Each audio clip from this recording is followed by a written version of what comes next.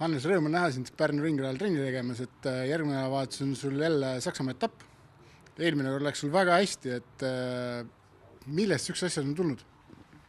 No ega me nüüd niukest sammu ka edasi ei teinud. Meil on ju eelmised 2 aastat me oleme ka seal võidu eest võidelda, aga lihtsalt see aasta meil õnnestub see natuke rohkem. Et täpselt need asjad, mis on siis BMW ametliku meeskonna ja nende klientide, kes selle mootorratta ostavad, nende nagu niisugused väiksed erinevused, mis aitavad info, mida nad teavad sellest mootorratast viimase 10 aasta jooksul, mis nad on kogunud siis, et väiksed asjad aitavad ja meie suudame selle oma meestega väga hästi ära kasutada.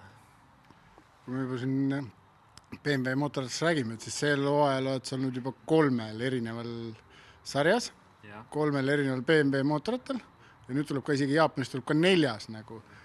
Kui keerukas see on, et nad ikkagi tegelikult on ju veidike erinevad? Ja testis oli veel isegi üks 5. mootorratas aasta alguses. Aga BMW on selles mõttes teinud huvitavalt oma selle mootorrataste siis süsteemi või neil on nagu väga hästi välja kujunenud süsteem üle maailma koos Alfa Racinguga, et kõik need tuuningjupid või 90% nendest mootorratastest on täpselt samad. Et kõik numbrid klapivad, seaded klapivad, kui paned sama vedru Jaapanis või Euroopas, siis on sama vedru. Et see kohanemine võib-olla ei ole nii keeruline olnud. Pigem on olnud selline, et igal pool on uued inimesed ka. Et see põnev on, muud ma ei oska öelda. Põnevust tekitab see, et tuleb igal inimesel selgitada omamoodi, mida sa soovid, kuidas seda sikkelt keerata. Jah, et Endurance'isse seadistamise pool nagu nii kriitiline ei ole või seal tuleb lihtsalt leida mootorratas, millega suudaks sõita tund aega järjest enam-vähem kiiresti.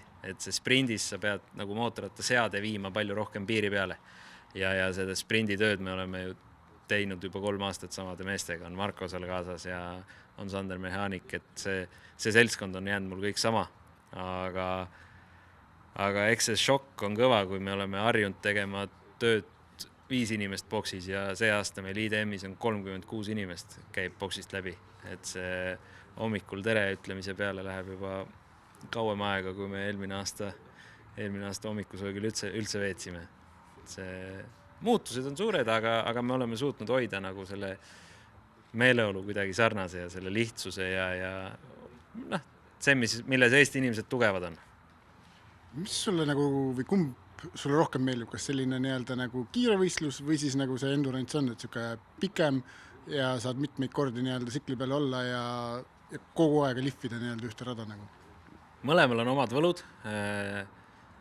Mootorrattaga sõit ei ole kindlasti Endurance'isse kõige lõbusam asi, sest et peale esimest või teist vahetust on sul juba kopp ees sellest mootorratast. Et see sõidurõõm kaob ära sealt üsna kiiresti. Aga Endurance'is on selline see kambavaim ja meeskonnatöö ja erinevate olukordade manageerimine, see on nagu see lõbus osa. Ja sõidu lõpp on kindlasti, see finish on Endurance'is see kõige parem osa. Et sprindis sa naudid ka mingid möödasõite ja võib-olla kiire ring ka teeb tuju jaoks ja siuksed asjad. Aga Endurance on jah siuke, ta on nagu täitsa teine distsipliin ikkagi. Et mingid ootamatused 20 tunni töö võib mõne sekundiga ära kaduda. Et ta on põnev, aga ma tunnen, et ma olen veel rohkem ikkagi sprindimees. Et mulle meeldib see, kui mootorratas on viidud natuke üle oma piiri. Kas sul vahel Endurance'i ka siukseid hirme on, kui keegi teine läheb sõitma nagu, et ta teebki vea ja nüüd tegelikult lõppeski mu sõitsin selle sikli üleandmisega ära? Jaa, ikka. Et seal on ju 3 meest tavaliselt, kes võivad selle ära käperdada. Üks olen neist mina, kes võib samamoodi, kes on 2 korda kukkunud on ju 24 tunni sõidus. Aga seal ei ole nagu sellist väga tänitamist või seda ei ole. Et kõik sõitjad, kogu meeskond saab aru, et see võib igaüks olla, kellel läheb kõhuli või kellel võib-olla üks vahetus on nii vilets tunne mootorratta peal, et ta on 2 sekki aeglasem kui konkurendid, on ju. Et Kas teil on ka mehaanikud niiviisi, kui oled kukkunud, tood tsikli boksi ära ja läheb kokku lappimiseks ja lapitakse see näiteks mingisuguste loetud minutitega ära ja läheb uuesti peale? Ja, et see Endurance'is ehitatakse 20 minutiga suhteliselt täiesti uus mootorratas. Ja eelmine aasta ju, kui ma 24 tunni sõidus kukkusin, siis ma ka tõin mootorratta tagasi, minu arust oli 7 minutit. See oli uus kahvel ja uued lenksud, kondlid ja rauad ja läks keegi tagasi selle mootorrattaga. Et see mehaanikute tase on päris raju ja koormus on ka päris raju. Et ega neil ei ole ju vahetusi, neil on iga tunni aja tagant üks peatus vaja teha ja ei ole 2 erinevat siis boksi meeskonda nii-öelda. Et Le Mansis ongi vahetus on siuke 55 minutit, iga 55 minuti tagant on vaja 7 sekundiga rattad ära vahetada.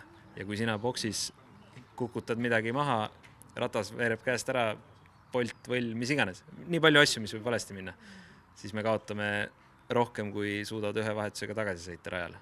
Et see mehaanikute vastutus ja töö Endurance'is on vähemalt sama oluline kui sõitjate.